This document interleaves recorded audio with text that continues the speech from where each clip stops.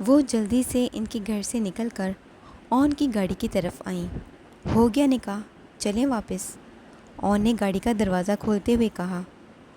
اون بیٹا، وہ آرزو کے ساتھ زیادتی کر رہے ہیں، وہ اس کا نکاح اس سے بڑی عمر کے آدمی سے کروا رہے ہیں، بہت ظلم ہو رہا ہے میری معصوم بھتیجی کے ساتھ، پلیز میری مدد کرو، میں تمہارے آگے ہاتھ جوڑتی ہوں۔ زبیدہ جانتی تھی کہ اون کبھی اس طرح سے راضی نہیں ہوگا، لیکن وہ اپنی معصوم بھتیجی کے ساتھ اتنا بڑا ظلم بھی ہوتے نہیں دیکھ سکتی تھیں۔ مجھ سے کیا امید رکھتی ہیں آپ؟ اون نے پوچھا۔ اون، میں اسے یہاں سے لے کے جانا چاہتی ہوں، لیکن بھابھی کہتی ہیں جب تک اس کا نکاح نہیں ہوگا وہ اسے یہاں سے نہیں جانے دیں گی۔ تم تو جانتے ہو وہ کیسی عورت ہے، وہ پورے خاندان میں ہمیں بدنام کر دے گی۔ لیکن اگر تم اس کے ساتھ نکاح کر لو، دماغ تو نہیں خراب ہو گیا؟ میں کیوں کسی سے بھی نکاح کر لوں؟ ہوگی وہ آپ کی معصوم بھتیجی، میری کچھ نہیں لگتی۔ وہ کیسے کسی سے نکاح کر لے؟ وہ تو اسی سے نکاح کرے گا جس سے وہ محبت کرتا ہے۔ بیٹا، میری بات کو سمجھنے کی کوشش کرو، آرزو کے ساتھ بہت ظلم ہو رہا ہے، میں تمہارے آگے ہاتھ جوڑتی ہوں، آپ چاہے کچھ بھی کریں، میں یہ نکاح نہیں کروں گا۔ میرا نہ اس لڑکی سے کوئی تعلق ہے اور نہ ہی اس پر ہونے والے ظلم سے۔ پتہ نہیں میں یہاں آیا ہی کیوں؟ میں کسی اور کو پسند کرتا ہوں اور میں اس طرح سے کسی سے شادی نہیں کر سکتا، اون نے جان چھڑانے والے انداز میں کہا۔ بیٹا، خدا کے لیے میری بات کو سمجھنے کی کوشش کرو، اگر تم نے یہ نکاح نہ کیا تو میں جانتی ہوں تم کسی اور کو پسند کرتے ہو۔ ایک منٹ، اگر میں نے نہ کیا تو کیا مطلب ہے اس بات کا؟ اور آپ یہ جانتی ہیں کہ میں کسی اور کو پسند کرتا ہوں؟ اگر میری جگہ یہاں سمیر ہوتا تو کیا آپ اس کا بھی کسی کے ساتھ اسی طرح سے نکاح کر دیتی؟ ایک بار آپ کو سمیر کی بیوی کا خیال نہیں آتا نا؟ آپ کو اس کا خیال اسی طرح سے میری محبت کا خیال کریں۔ میں اس لڑکی سے شادی کروں گا جسے میں پسند کرتا ہوں، اون نے غصے سے کہا۔ بیٹا، تم اسی لڑکی سے شادی کر لینا، لیکن فی الحال وقتی طور پر تم آرزو کو اپنا لو۔ اس کی شادی بشیر سے کروا دیں گے جو 24 گھنٹے نشے میں رہتا ہے، جوا کھیلتا ہے، نہ اپنا کوئی ٹھکانہ ہے، کہاں لے کے جائے گا وہ میری معصوم آرزو کو؟ بیٹا، میں تمہارے سامنے ہاتھ جوڑتی ہوں، میں تمہارے پیر پکڑتی ہوں، یہ لو میرے سر کی چادر کا تھوڑا سا لحاظ کر لو۔ زبیدہ نے ہار مانتے ہوئے اپنے سر سے دوپٹہ اتار کر اس کے قدموں میں رکھنا چاہا۔ دماغ خراب ہو گیا ہے آپ کا کیا؟ کیا کر رہی ہیں آپ؟ اون نے جلدی سے ان کی چادر کو تھاما۔ زبیدہ پھوٹ پھوٹ کر رونے لگی۔ ٹھیک ہے، لیکن اس لڑکی سے میرا کوئی تعلق نہیں ہوگا، یہ سب کچھ ختم ہوتے ہی میں اسے طلاق دے دوں گا اور میری جان چھوٹ جائے گی۔ میں اس کی شکل بھی نہیں دیکھوں گا۔ میں نہیں چاہتا کہ میں اپنی محبت کے ساتھ کسی بھی قسم کی کوئی بے وفائی کروں۔ اون نے شرط رکھی۔ مجھے منظور ہے بیٹا، بس تم یہ نکاح کر لو۔ زبیدہ کی جیسے جان میں جان آئی۔ نکاح کی رسم ادا ہو چکی تھی۔ آرزو اب تک یقین نہ کر پائی تھی کہ اس کا نکاح ماموں سے نہیں بلکہ کسی اور سے ہوا ہے۔ اس نے تو آج تک اون کو نہ دیکھا تھا، نہ ہی کبھی اون ان کے گھر آیا تھا، اور نہ ہی تائی امی اسے کہیں جانے دیتی تھیں۔ آرزو کو یہ سب کچھ ایک خواب جیسا لگ رہا تھا۔ کیا حقیقی دنیا میں بھی اس طرح کے معجزے ہوا کرتے ہیں؟ اس کی پھپھو اس کے لیے کسی فرشتے سے کم نہ ثابت ہوئی تھیں، اور آرزو اب مسز آن بن گئی تھی۔ آرزو نے بس ایک نظر ہی آن کو دیکھا تھا۔ اسے ابھی تک اپنی قسمت پر یقین نہ آیا۔ تھوڑی دیر پہلے اس کا نکاح ہوا تھا، اور اس کا نکاح ماموں بشیر سے نہیں بلکہ پھپھو کے بیٹے سے ہوا تھا۔ کیا اب بھی معجزے ہوتے ہیں؟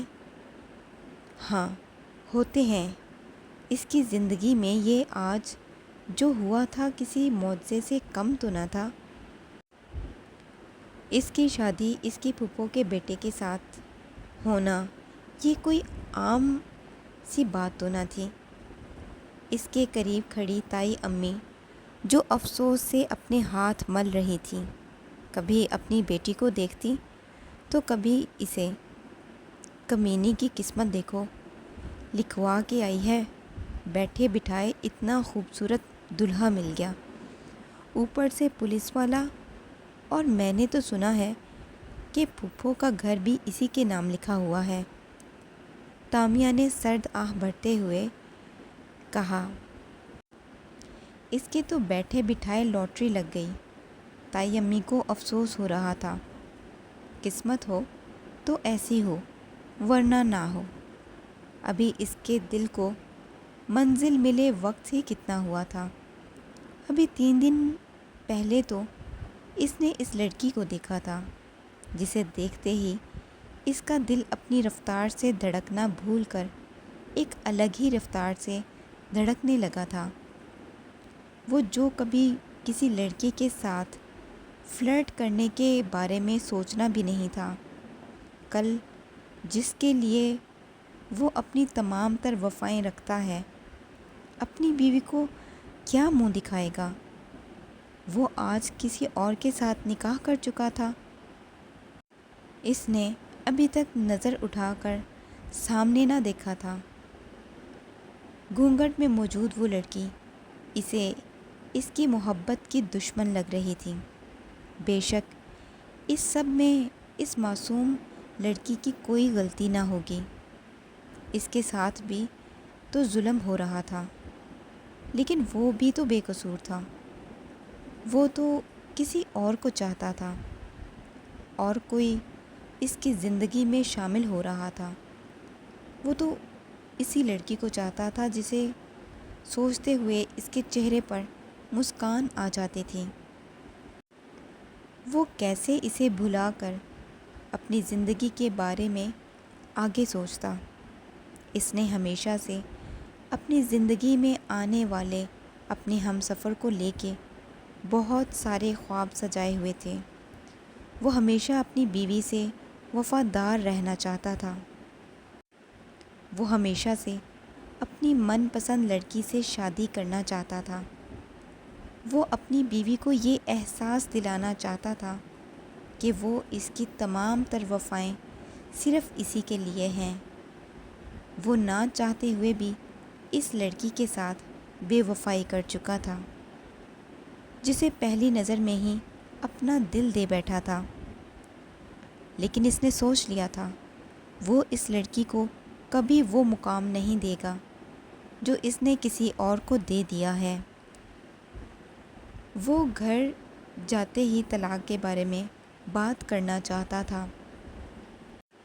سارے مرحلے طے ہو گئے۔ آن تو نکاح کے بعد فوراً ہی باہر نکل گیا اور گاڑی میں اپنی ماں کا انتظار کرنے لگا۔ اسے یقین تھا کہ اس کی ماں اسے جانتی ہے، وہ اس لڑکی کو اپنے ساتھ لانے کی غلطی نہیں کرے گی۔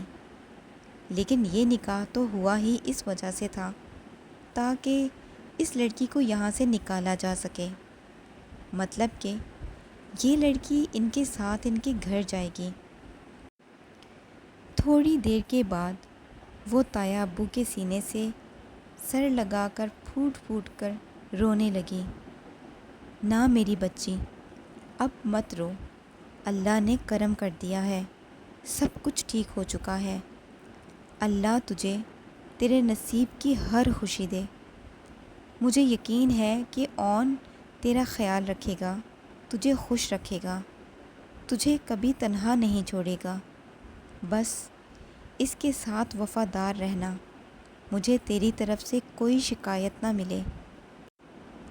تایا ابو نے اس کے سر پر ہاتھ پھیرتے ہوئے کہا، جبکہ نکاح سے پہلے ہی تامیہ اپنے کمرے میں جا بند ہوئی تھی، جبکہ تائی امی کچن کے برتن ایسے دھو رہی تھیں جیسے اس سے ضروری اور آج کوئی کام ہی نہ ہو۔ وہ ساری زندگی اس گھر میں کام کرتی آئی تھی، لیکن ان لوگوں کے اس وقت پاس کتنا وقت بھی نہیں تھا کہ جانے سے پہلے اسے ایک بار گلے لگا کر الوداع ہی کہہ دیتے۔ پھپھو نے اس کا ہاتھ تھاما اور باہر لے جانے لگی۔ بیٹا گھونگھٹ کر لو، میں نہیں چاہتی میری خوبصورت سی بہو کو کسی کی نظر لگ جائے۔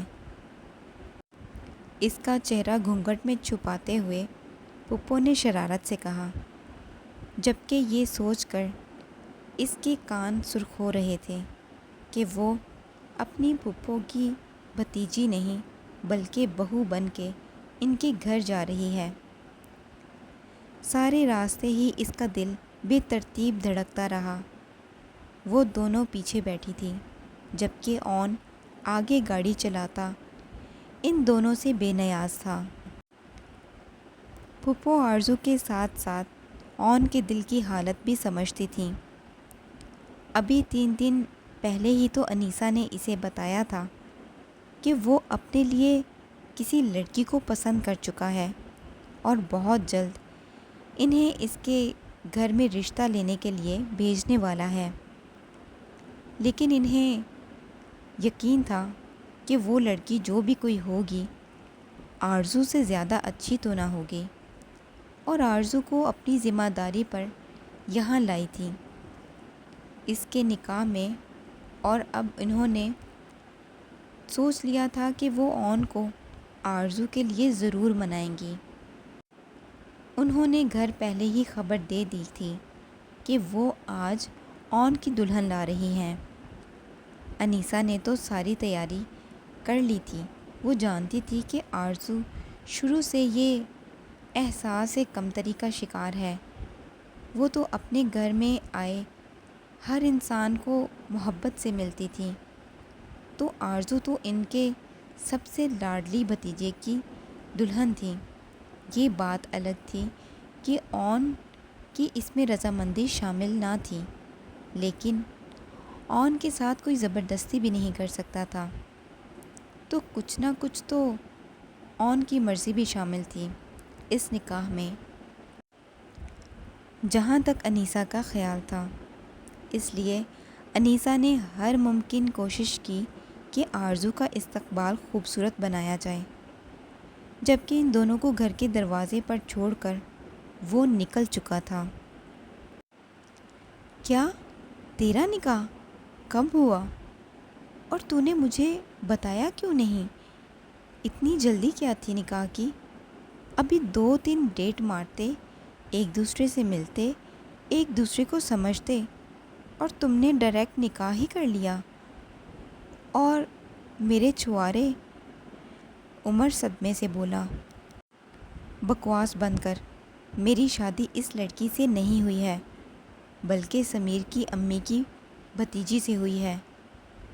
وہ عمر کے سامنے زبیدہ کو ہمیشہ سمیر کی امی کہہ کر بلاتا تھا۔ اور تو نے نکاح کر لیا؟ ارے انہیں بتاتا تو صحیح کہ تو کسی اور کو پسند کرتا ہے۔ عمر کو افسوس ہوا تھا، پہلی بار تو اس کے دوست نے کسی کو چاہا تھا، بتایا تھا، لیکن وہ لڑکی مصیبت میں تھی، اگر مدد نہ کرتے تو اس کی شادی کسی جواری اور شرابی انسان سے ہو جاتی۔ اور سچ میں اگر ایسا ہوتا تو یار بہت برا ہوتا۔ مجھے تو یہ جان کر افسوس ہوا ہے کہ وہ لڑکی ابھی بالغ بھی نہیں ہے،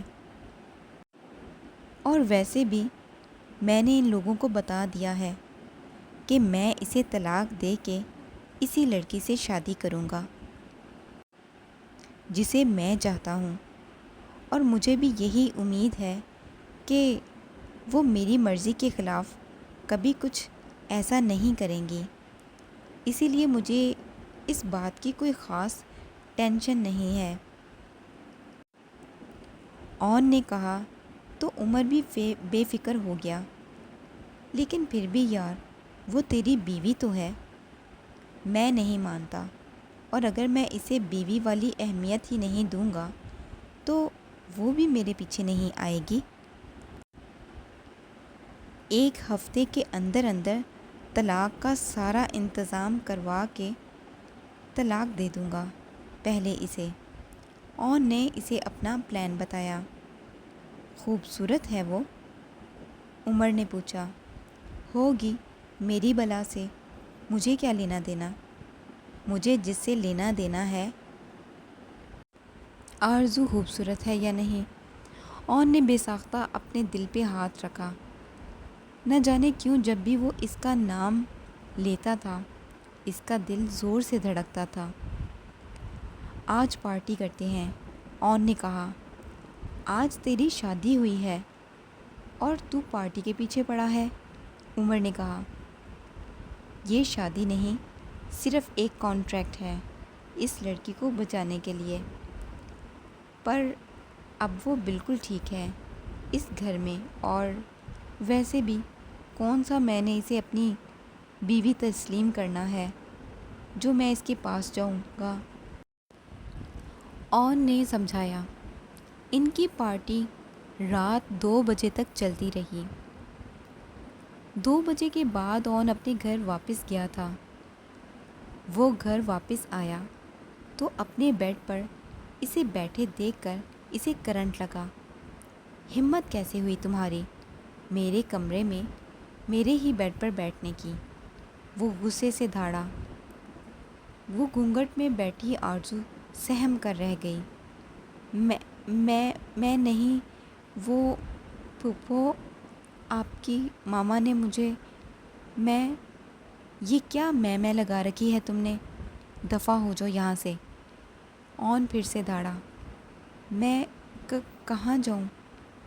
آرزو منمنائی۔ میری بلا سے بھاڑ میں جاؤ، وہ غصے سے بولا۔ تم سیدھے طریقے سے نہیں مانو گی۔ یہ کہتے ہوئے وہ آگے بڑھا اور اس کا چوڑیوں سے بھرا ہوا ہاتھ تھاما اور گھونگھٹ اٹھانے کی زحمت کیے بغیر اسے گھسیٹتا ہوا کمرے سے باہر لے جانے لگا۔ سنیں، میری بات سنیں، میں اس وقت کہاں جاؤں گی؟ خدا کے لیے، میں بیوی ہوں آپ کی۔ وہ ہمت کر کے بولی۔ نہیں ہو تم میری بیوی، نہیں مانتا میں تمہیں اپنی بیوی۔ میری بیوی بن کر میرے گھر میں، میرے کمرے میں، میرے بیڈ پہ صرف اور صرف میری من چاہی لڑکی آئے گی جس سے میں محبت کرتا ہوں۔ تم جیسی 2 ٹکے کی لڑکی نہیں۔ آرزو کے اندر کچھ ٹوٹا تھا۔ ہاں، وہ اس سے محبت نہیں کرتی تھی، لیکن وہ اس کا شوہر تھا، اس کی زندگی میں آنے والا پہلا شخص جو کسی اور سے محبت کرتا تھا۔ میری نظروں میں تمہاری کوئی اوقات نہیں ہے۔ تم اس گھر میں صرف میری ماں کی بہو بن کر آئی ہو، میری بیوی بن کر نہیں۔ اور اس عورت کو میں اپنی ماں کا درجہ ہی نہیں دیتا تو اس کی بہو کو اپنی بیوی کیسے قبول کروں گا؟ ایک ہی جھٹکے سے اسے کمرے سے باہر کر کے دروازہ اس کے منہ پر بند کر دیا گیا۔ آرزو سسکتے ہوئے وہیں دروازے کے ساتھ بیٹھ گئی تھی۔ یہ تھی اس کی نئی زندگی کی نئی شروعات۔ اس کے شوہر نے ایک بار گھونگھٹ اٹھا کر اس کا دیدار تک نہ کیا۔ وہ دروازے کے ساتھ بیٹھی رو رہی تھی جو اس کا شوہر اس کے منہ پر بند کر گیا تھا۔ صبح اذان کے وقت جب زبیدہ نماز ادا کرنے باہر آئی تو اسے اون کے کمرے کے باہر بیٹھا دیکھ کر پریشان ہو گئی۔ وہ بھاگ کر اس کے قریب آئیں۔ آرزو، میری جان، تم یہاں کیا کر رہی ہو؟ وہ اس کے قریب بیٹھ کر بولنے لگی۔ جب آرزو ان کے سینے سے لگ کر رونے لگی۔ آرزو بچہ، میں نے تمہیں بتایا تو تھا، وہ غصے کا تیز ہے، اور تم کمرے سے نکل کر کیوں بیٹھ گئی؟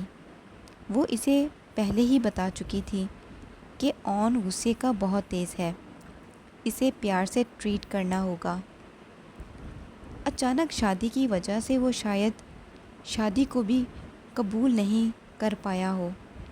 پھپھو، میں نہیں، انہوں نے نکال دیا، وہ روتے ہوئے بولی۔ ایک بار پھر سے ان کے سینے سے لگی۔ نہ میرا بچہ، تم رو مت، میں ہوں نا، میں بات کرتی ہوں اس سے، سب کچھ ٹھیک ہو جائے گا، تم پریشان مت ہو۔ ساری رات یہیں بیٹھی رہو گی؟ اٹھو، میں تمہیں زریش کے کمرے میں چھوڑ کر آتی ہوں۔ پھپھو نے تایمی کی بیٹی کا نام لیتے ہوئے اسے اٹھایا۔ وہ کمرے میں لے آئی۔ زریش سو رہی تھی۔ بیٹا، تم یہاں پہ آرام کرو۔ انہوں نے زریش کے ساتھ اس کے لیے جگہ بناتے ہوئے کہا۔ یہ مہرش اور زریش کا بیڈ روم تھا، تائی امی کی دونوں بیٹیوں کا۔ زریش اکثر اس کے گھر آتی تھی، اور کل شام جب آرزو اس گھر میں آئی تو اس نے بہت اچھے طریقے سے اس کا ویلکم کیا تھا، جبکہ مہرش ہاسٹل میں رہتی تھی۔ تم یہاں آرام کرو، میں زریش کو بتا دوں گی، اسے کہتے ہوئے وہ الماری کی طرف آئیں اور وہاں سے ایک ڈریس نکالا۔ بیٹا، تم یہ والا ڈریس پہن لو۔ انہوں نے آرام دہ سوٹ اس کی طرف بڑھایا اور کمرے سے باہر نکل گئیں۔